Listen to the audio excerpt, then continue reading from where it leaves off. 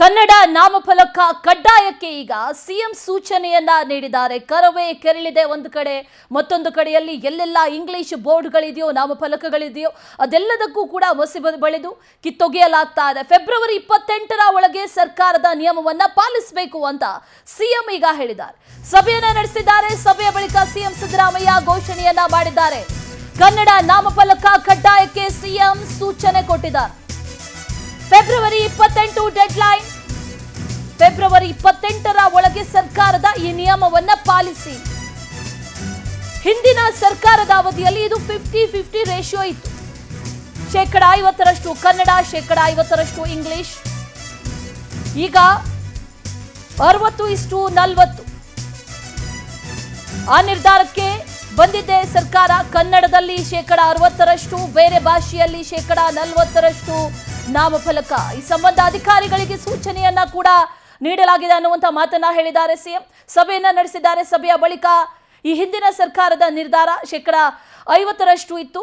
ಈಗ 60% ಕನ್ನಡ ಜೊತೆಯಲ್ಲಿ 40% ಬೇರೆ ಭಾಷೆಗಳನ್ನ ಬಳಕೆ ಮಾಡುವಂತ ಸೂಚನೆಯನ್ನ ಕೂಡ ನೀಡಲಾಗಿದೆ. ಆದೇಶವನ್ನ ಕೂಡ ನೀಡಲಾಗಿದೆ. ಫೆಬ್ರವರಿ 28ರ ಒಳಗಾಗಿ ಇದನ್ನ ಪಾಲಿಸಬೇಕು ಅನ್ನುವಂತ ಮಾತನ್ನ ಕೂಡ ಈಗಾಗಲೇ ಹೇಳಿದ್ದಾರೆ ಸಿಎಂ.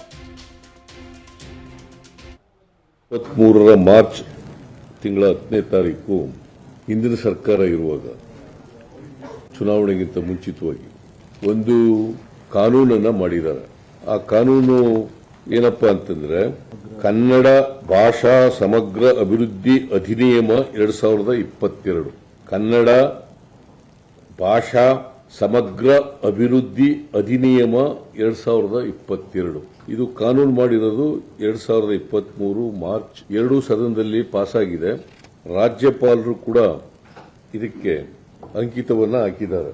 ಇದರ ಪ್ರಕಾರ ಸೆಕ್ಷನ್ 17 ಸಬ್ಸೆಕ್ಷನ್ 6 ಪ್ರಕಾರ ಐ ರೀಡ್, ಸರ್ಕಾರದ ಅಥವಾ ಸ್ಥಳೀಯ ಪದಾಧಿಕಾರಿಗಳ ಅನುಮೋದನೆ ಮತ್ತು ಮಂಜೂರಾತಿಯೊಂದಿಗೆ ಕಾರ್ಯನಿರ್ವಹಿಸುತ್ತಿರುವ ವಾಣಿಜ್ಯ, ಕೈಗಾರಿಕೆ ಮತ್ತು ವ್ಯಾಪಾರ ಸಂಸ್ಥೆ, ನ್ಯಾಸಗಳು, ಸಮಾಲೋಚನಾ ಕೇಂದ್ರಗಳು, ಆಸ್ಪತ್ರೆಗಳು, ಪ್ರಯೋಗಾಲಯಗಳು, ಮನೋರಂಜನಾ ಕೇಂದ್ರಗಳು ಮತ್ತು ಹೋಟೆಲ್ ಮುಂತಾದವುಗಳ ಹೆಸರನ್ನು ಪ್ರದರ್ಶಿಸುವ ಫಲಕಗಳ ಮೇಲಿನ ಅರ್ಧ ಭಾಗವು ಕನ್ನಡದಲ್ಲಿ ಇರತಕ್ಕದ್ದು ಮತ್ತು ಕೆಳಗಿನ ಅರ್ಧ ಭಾಗವು ಬೇರೆ ಯಾವುದೇ ಭಾಷೆಯಲ್ಲಿ ಇರಬಹುದು.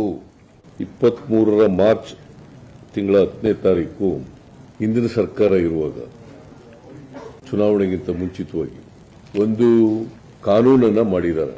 ಆ ಕಾನೂನು ಏನಪ್ಪಾ ಅಂತಂದ್ರೆ ಕನ್ನಡ ಭಾಷಾ ಸಮಗ್ರ ಅಭಿವೃದ್ಧಿ ಅಧಿನಿಯಮ 2022. ಕನ್ನಡ ಭಾಷಾ ಸಮಗ್ರ ಅಭಿವೃದ್ಧಿ ಅಧಿನಿಯಮ 2022. ಇದು ಕಾನೂನು ಮಾಡಿರೋದು 2023 ಮಾರ್ಚ್. 2 ಸದನದಲ್ಲಿ ಪಾಸ್ ಆಗಿದೆ. ರಾಜ್ಯಪಾಲರು ಕೂಡ ಇದಕ್ಕೆ ಅಂಕಿತವನ್ನ ಹಾಕಿದ್ದಾರೆ.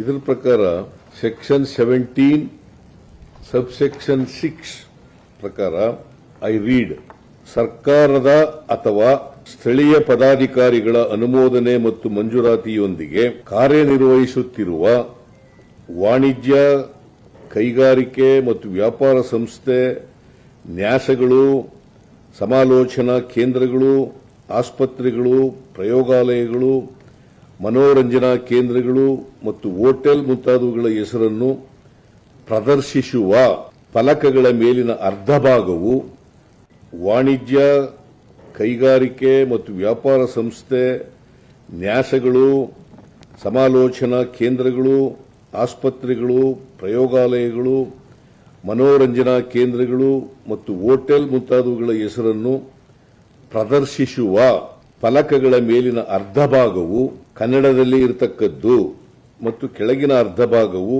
ಬೇರೆ ಯಾವುದೇ ಭಾಷೆಯಲ್ಲಿ ಇರಬಹುದು ಅಂತ ಇದೆ. ಸೆಕ್ಷನ್ 17 ಸಬ್ಸೆಕ್ಷನ್ 6 ನಲ್ಲಿ ಇದೆ. 60-40 ಅಂತ ಹೇಳ್ಬಿಟ್ಟಿದೀವಿ.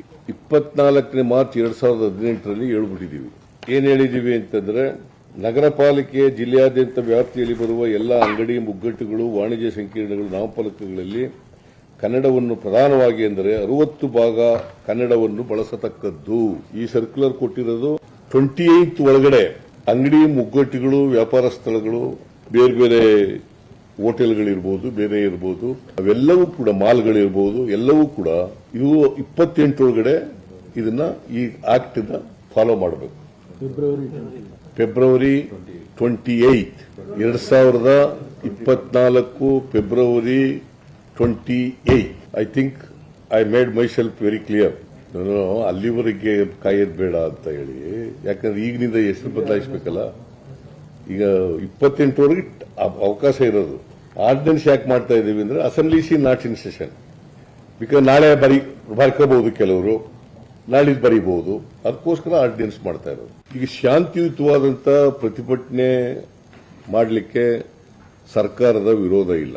ನಿಗದಿತ ಸ್ಥಳದಲ್ಲಿ ಶಾಂತಿಯುತವಾದಂತ ಪ್ರತಿಭಟನೆ ಮಾಡಲಿಕ್ಕೆ ನಮ್ಮ ಸರ್ಕಾರ ಯಾವತ್ತೂ ಕೂಡ ಅಡ್ಡಿಪಡಿಸಲ್ಲ.